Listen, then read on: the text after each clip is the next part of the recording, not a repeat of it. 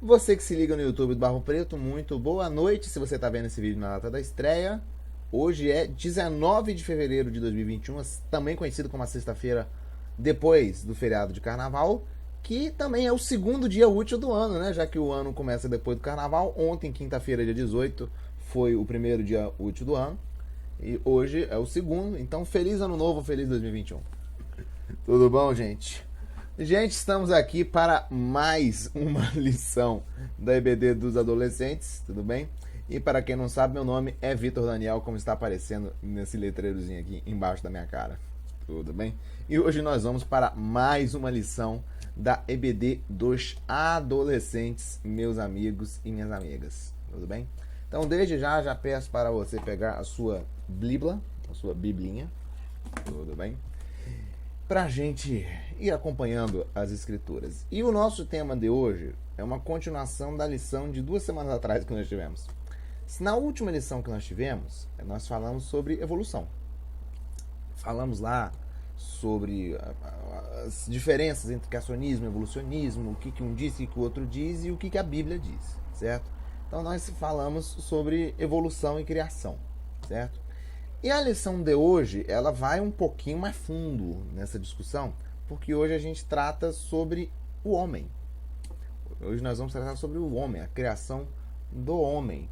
O que a Bíblia tem a nos dizer, o que a ciência vai nos dizer, como é que a gente fica nessa história. Tudo bem? Então, hoje nós contamos muito com a misericórdia de Deus para essa lição ficar top e com certeza vai ficar top. Tudo bem? Deus vai nos abençoar no dia de hoje. Tudo bem? Bom, então pega essa biblinha aí e bora lá, minha gente. Bora, bora, meu povo. Tudo bem? Bom, gente. Começar, gente, dizendo o seguinte. Eu não estou aqui para acusar ninguém. Tudo bem? Então, independentemente de como você entende a Bíblia, como você entende a ciência, como você entende a evolução, como você entende a vida, eu não estou aqui para dizer que não, isso aí é burrice, isso aí é idiotice, seu pensamento não é válido.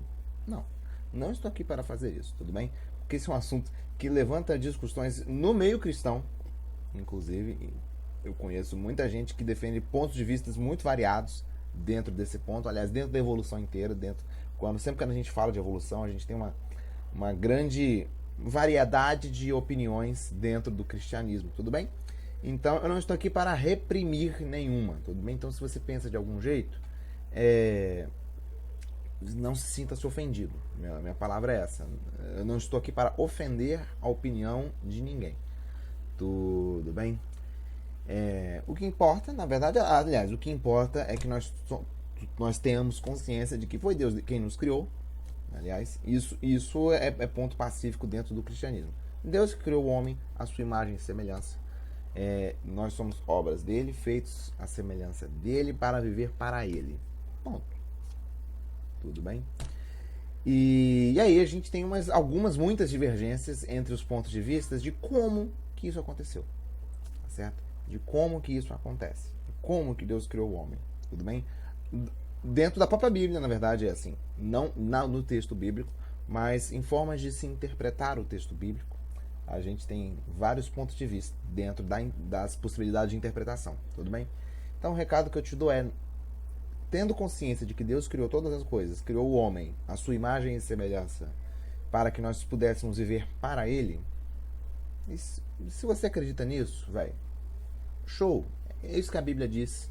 Tudo bem? É isso que nós estamos aqui afirmando. Tudo bem? Bom, e aí eu quero começar com vocês lá do princípio, né? Eu não vou começar no princípio criou Deus os céus e a terra, mas eu vou começar com vocês lendo Gênesis, capítulo 1, a partir do versículo 24, que é o 6º dia da criação na narrativa do Gênesis. Tudo bem? Então, Gênesis, capítulo 1, versículo 24, que vai dizer o seguinte: e disse Deus, na minha versão aqui, gente, vocês me perdoem se a minha versão estiver um pouquinho diferente da de vocês, mas diz assim, ó: E disse Deus: produz a terra seres viventes segundo as suas espécies, animais domésticos, répteis e animais selvagens, segundo as suas espécies. E assim foi. Deus, pois, fez os animais selvagens segundo suas espécies, e os animais domésticos segundo suas espécies, e todos os répteis da terra segundo suas espécies, e viu Deus que isso era bom. Então a gente tem um relato do sexto dia, que é muito parecido com o relato do quinto dia, quando a gente analisa o quinto dia. E é parecido com o relato dos dias anteriores. Deus cria uma parte do universo conhecido, né? E viu Deus que era bom. E ao final de ter criado, vê que é bom. Só que aí o texto continua no versículo 26. O sexto dia, ele tem um dia, tem um plus, né? E disse Deus, no versículo 26, façamos o homem à nossa imagem, conforme a nossa semelhança, domine ele sobre os peixes do mar, sobre as aves do céu, sobre os animais domésticos, sobre toda a terra e sobre todo réptil que se arrasta sobre a terra. Criou Deus, pois, o homem, a sua imagem, a imagem de Deus o criou, homem e mulher os criou. Então Deus os abençoou e lhes disse: frutificai e multiplicai-vos, enchei a terra e sujeitai-a, dominai sobre os peixes do mar, sobre as aves do céu e sobre todos os animais que se arrastam sobre a terra. Disse-lhes mais: eis que vos tenho dado todas as ervas que produzem semente, as quais se acham sobre a face de toda a terra, bem como todas as árvores em que há fruto e que dê semente, ser-vos-ão para mantimento. E a todos os animais da terra, a todas as aves do céu e a todo ser vivente que se arrasta sobre a terra, tenho dado todas as ervas verdes como mantimento, e assim foi. E viu Deus tudo quanto fizera, e eis que era muito bom, e foi à tarde e amanhã o dia sexto. E aí continua no capítulo 2, assim foram acabados os céus e a terra com todo o seu exército. Ora, havendo Deus completado no dia sétimo a obra que tinha feito, descansou nesse dia de toda a obra que fizera, abençoou Deus o sétimo dia e o santificou, porque nele descansou de toda a sua obra que criara e fizera. Bom, gente, é um texto grande, né? A gente leu muitos versículos da Bíblia nesse texto, nessa passagem entre Gênesis 1, 24 e Gênesis 2, 3, que é o sexto e o sétimo dia da criação. Gente, nesse texto a gente tem a narrativa bíblica de como Deus cria a humanidade, como Deus cria o homem, né? Como Deus cria o homem. Bom, gente, no capítulo 2, se a gente anda um pouquinho mais para frente, continuando no capítulo 2, a gente tem um pouquinho mais de detalhe dessa história dessa história. Que no capítulo 2, versículo 4, vai continuar. Eis as origens dos céus e a terra quando foram criados. No dia em que o Senhor Deus fez a terra e o céu, não havia ainda nenhuma planta no campo da terra, e continua. E no versículo 7, narra a criação do homem. Gênesis 2, 7.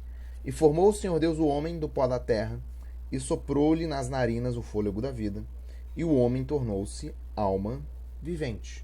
A gente tem um versículo específico, Gênesis 2, 7, sobre a criação do homem a partir do pó da terra, a partir do barro. Tudo bem? E tanto que quando Jó, se você ler o livro de Jó, quando Jó vai dizer que vai ao pó da terra, ele veio do pó e vai voltar ao pó, ele faz referência a esse texto, a esse versículo de Gênesis. Porque Deus cria o homem, na narrativa do Gênesis, a partir do pó. Tudo bem? O que já por si só já é um sinal da fragilidade humana, né? Mesmo que você aí do outro lado aí não entenda que é literalmente do pó da terra, mas já é uma demonstração da fragilidade humana. Isso eu queria já ressaltar aqui, que, poxa, nós somos pó, nós não somos nada, né? O quanto que nós somos dependentes de Deus para ter forma, né? Deus pega o pó poeira, que é uma coisa informe, que não tem forma, e transforma num homem, num ser humano, a sua imagem e semelhança. Então, mostra a pequenez do homem diante de Deus, o quanto que nós somos dependentes de Deus para existir. A nossa própria existência só existe, só faz sentido a nossa existência quando a gente analisa ela sob o prisma de Deus, sob a ótica de Deus, dependendo dele. Nós dependemos exclusivamente dele para existir. E esse texto deixa isso muito claro na hora que a gente tem Deus criando o homem do pó da terra. E é engraçado porque a gente tem a narrativa dos 5 dias e toda coisa que Deus cria, sobretudo quando a gente vai criar, por exemplo, os animais, no dia 5º e no dia 6º, não fala, a Bíblia não se preocupa em dizer de como que formou. É como se assim, Deus estalasse o dedo e surgiu os bichinhos, né?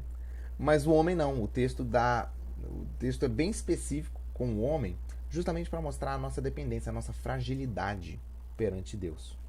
Bom, e a Bíblia então vai oferecer esse relato para nós.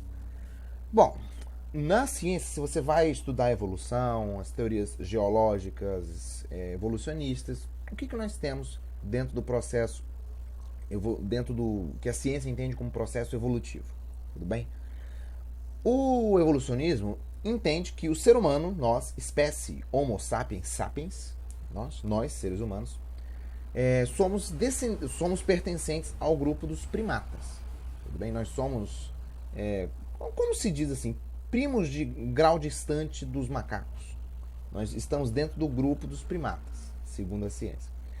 E aí, dentro da linha evolutiva, o ser humano ele teria um ancestral comum, lá atrás, milhões de anos atrás, com os macacos, com os primatas, com os chimpanzés. Tudo bem? Então, lá atrás teria existido uma espécie de primata que foi, ao longo do tempo, se separou, uma parte se separou, os descendentes dessa espécie, e as duas foram sofrendo modificações, até que, de um lado, nós tivemos os chimpanzés, e de outro, nós tivemos o ser humano, o que hoje nós temos como Homo sapiens. Tudo bem? Esse é o raciocínio do evolucionismo que explica o surgimento da espécie humana. E se você entrar em qualquer site de arqueologia, você vai ver lá, por exemplo, os australopitecos, os Homo habilis, as espécies antecessoras do Homo sapiens, né? Os Homo habilis, o Homo erectus, o homem de Neandertal, por exemplo. Tudo bem? Então, se você entrar, você vai ver lá tudo isso. Bom, qual que é o ponto? A ciência, a gente não tem justamente esse ponto. A gente tem coisas que são entendidas como sendo espécies ancestrais do Homo sapiens dentro da ciência. Então, Australopithecus afarensis, a gente tem as espécies antecessoras dentro do próprio Homo, né? Como eu falei, o Homo habilis, Homo erectus, até chegar em Homo sapiens. Mas não existe registro no registro fóssil, no catálogo fóssil, dessa espécie que teria derivado em humanos de um lado e chimpanzés do outro.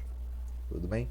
Não existe. O que se tem é uma série de comparações. Você compara estrutura anatômica, formato do corpo, órgãos internos, estrutura interna. Então você faz comparação biológica, comparação anatômica, faz comparação cromossômica, genética, você vê.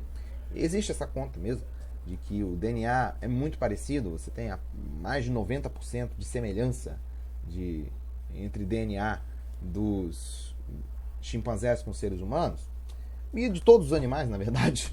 Os animais têm muitas semelhanças dentro do DNA, porque muita coisa é parecida. Todo mundo tem cérebro, todo mundo tem coração, todo mundo tem fígado, todo mundo tem estômago, né? Os órgãos internos são muito parecidos, então, logicamente, que o DNA é parecido. Tudo bem? Bom. Então a gente tem isso. A gente, apesar de a ciência não ter ainda um registro fóssil completo, a ciência não tem um registro fóssil completo que permita afirmar assim, foi nesse ponto ao longo da história aqui que aconteceu a separação. Tudo bem? Entende-se dentro do evolucionismo que foi assim que aconteceu. E aí um ponto que aí eu recorro ao professor Adalto Lourenço é que muitos fósseis, isso ele vai dizer num dos livros dele, que muitos fósseis que foram interpretados como antepassados dos seres humanos ou de outras espécies atuais, a ciência teve que rever seus conceitos em algum momento, descobrir que, não, a gente errou. Não era exatamente isso que a gente pensava. Tudo bem? Então, a ciência volta atrás. Aliás, o método científico todo é baseado em você experimentar, provar, testar. Tudo bem? Então, sempre você tem uma constante contestação. Então, dentro da ciência nunca se trabalha com verdade absoluta. Dentro da ciência, por exemplo, você tem a coisa mais provável, a coisa mais provada, assim, com maior subtexto empírico, maior capacidade de maior lógica, maiores evidências, maior experimentação, tudo bem? Mas verdade absoluta é uma coisa que a ciência geralmente não busca, tudo bem? Porque o método científico envolve sempre um questionamento, tudo bem? Então, nessa história de questionar-se, muitos fósseis já mudaram de status ao longo da história, tudo bem? E gente que baseava-se nesses fósseis teve que rever suas conclusões, tudo bem? Bom, galerinha, o que acontece? O ser humano, então a gente tem esse lado científico, tudo bem? Mais técnico da ciência evolucionista, tudo bem? Eu li para vocês, a gente leu aqui o livro do Gênesis, a narrativa do Gênesis na criação. E eu quero falar com vocês como biólogo, que eu sou, tudo bem? Eu já mencionei o DNA. Gente, vocês, para quem não sabe, gente, o DNA é uma fitinha em espiral, é uma fita em espiral. Lá dentro da nossa célula, o nosso material genético, ele contém toda a informação genética do nosso corpo. Toda a informação do nosso corpo está contida lá no nosso DNA, lá no núcleo das nossas células. Tudo bem? Toda a informação do nosso corpo está armazenada ali. Tudo bem? E, gente,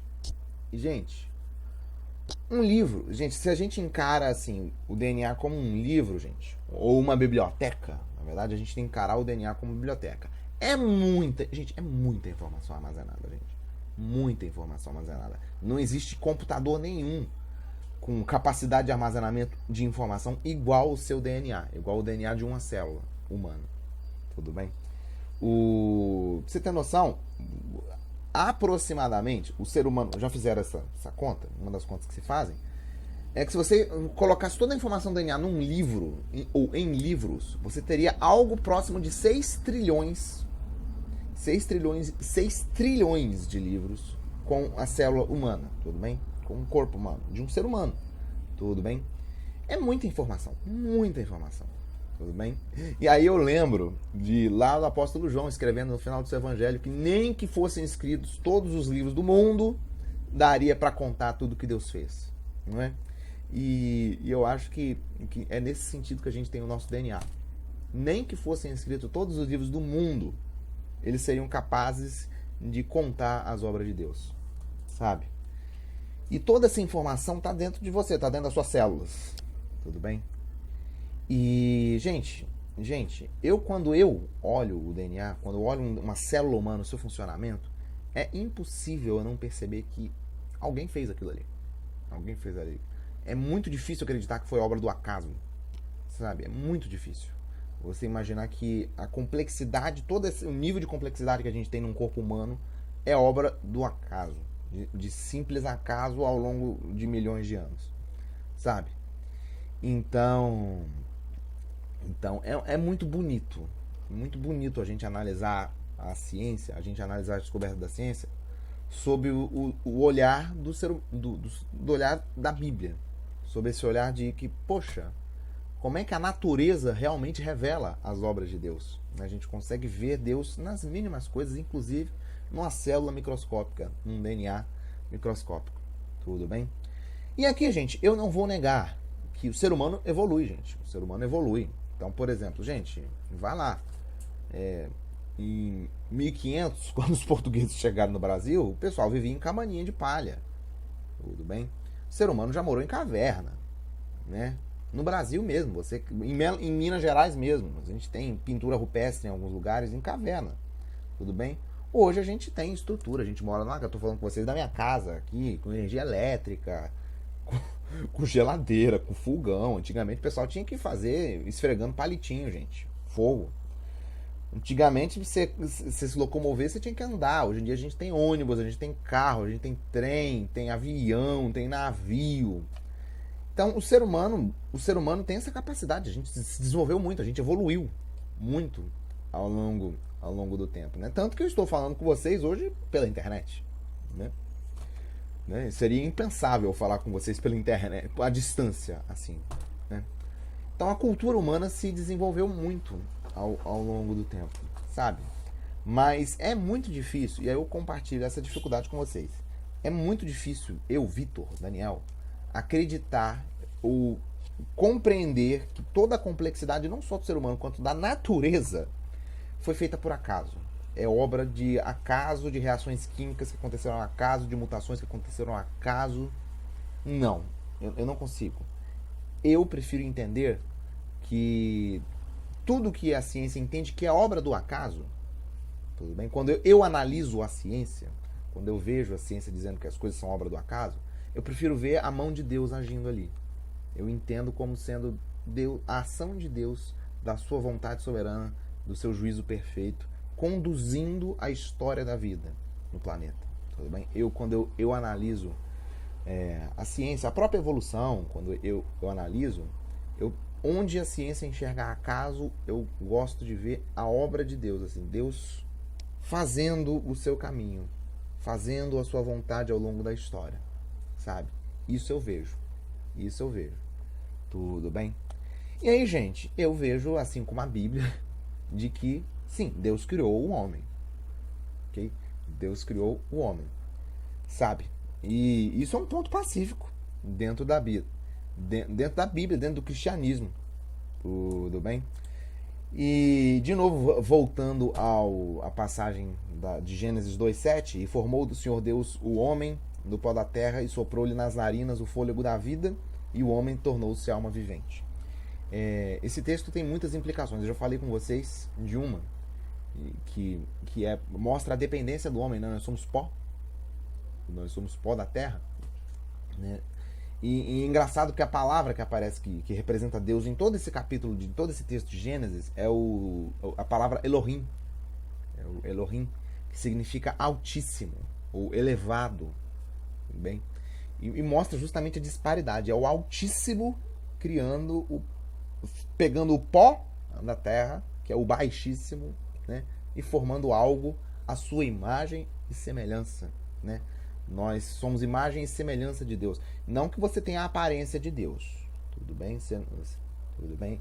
Não que você seja um Deus na sua aparência. Apesar de que você possivelmente é bonito, né? Mas nós somos imagem e semelhança de Deus no sentido moral, espiritual da coisa. Nós temos uma alma, né? Nós temos consciência dos nossos atos.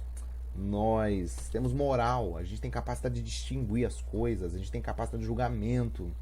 A gente, como eu falei, nós somos seres morais. A gente sabe, a gente entende o que é bem e mal.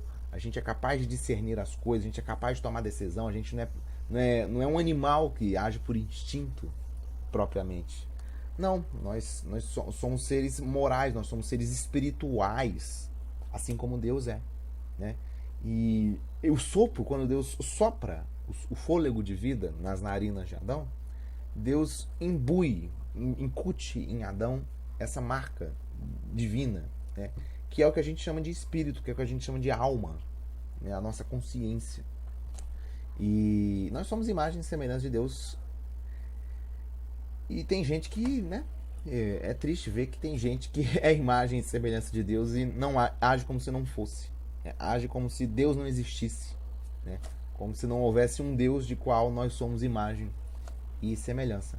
Eu uma vez ouvi pastor Juan Nossi pregando num enjoado, algum tempo atrás, numa conferência nossa, dizendo que a função da criação do homem é para o homem se relacionar. Deus cria o homem, assim como ele mesmo se relaciona, né? Ele é 3 em 1, ele é Pai, Filho e Espírito Santo. Então, ele mesmo se relaciona. Deus cria o ser humano para se relacionar. Primeiramente com ele, né? Segundamente com nós mesmos, né? Com outros seres humanos. E ele cria a gente para as duas coisas. Nós somos criados tanto para se relacionar com ele, quanto com os outros seres humanos, né? Por isso que Deus cria Eva para ficar junto de Adão. para Adão não ficar sozinho, porque ele precisava se relacionar com outros seres humanos. E por isso que Deus, todo final de tarde, se a gente vai ler o relato bíblico, todo final de tarde Deus passeava no jardim junto com eles, porque é a relação do ser humano com Deus. Então nós somos criados para as duas coisas, e quando uma das duas coisas falta, a vida complica um pouco. E o problema é quando tem as duas coisas, tem gente que falta as duas coisas, né? Mas quando uma delas falta, a gente sente, a nossa alma grita por dentro, porque ela foi criada para uma coisa que nós não estamos fazendo, né? E é por isso que as pessoas que não se relacionam com Deus, quem não é cristão, quem não teve um encontro com Deus ainda, tenta preencher esse vazio na alma, que a gente traz desde a criação, tenta preencher esse vazio, essa lacuna com outras coisas, tudo bem? E, tristemente, as pessoas acabam fazendo isso. Bom, minha gente. E aí, gente, como para arrematar. Gente, Deus, se a gente lê o texto, é muito nítido, e a Bíblia inteira é muito nítida. Deus criou o homem, Deus criou todas as coisas, tudo que existe é obra divina. Tudo bem? Tudo que existe é obra divina. E aí nós temos a criação do homem justamente como um ápice da criação, né? Vai encaminhando, né? No primeiro dia Deus cria a luz. No segundo dia você tem a separação das águas da terra seca. No terceiro dia